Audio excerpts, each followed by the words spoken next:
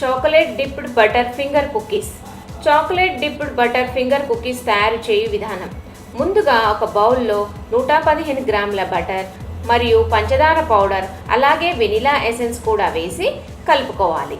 ఇలా కలుపుకున్న పేస్ట్లో 150 గ్రాముల మైదా పిండి వేసి మరొకసారి కలుపుకోవాలి. ఎలా అంటే దీనిని పైపింగ్ బ్యాగ్లో వేసి వత్తుకునేటట్లుగా కలుపుకోవాలి. పైపింగ్ బ్యాగ్ తీసుకొని ఈ మిశ్రమంను ఇందులో పెట్టి ఈ విధంగా పొడవుగా చిన్న చిన్నగా అంటే 3 ఇంచెస్ అంత వత్తుకొని వీటిని 180 డిగ్రీ సెంటీగ్రేడ్ వద్ద ఒక 15 నిమిషాల పాటు బేక్ చేసుకోవాలి.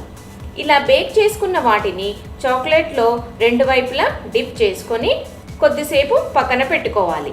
ఇలా పెట్టడం వల్ల చాక్లెట్ మంచిగా సెట్ అవుతుంది. తర్వాత వీటిని సర్వ్ చేసుకోండి.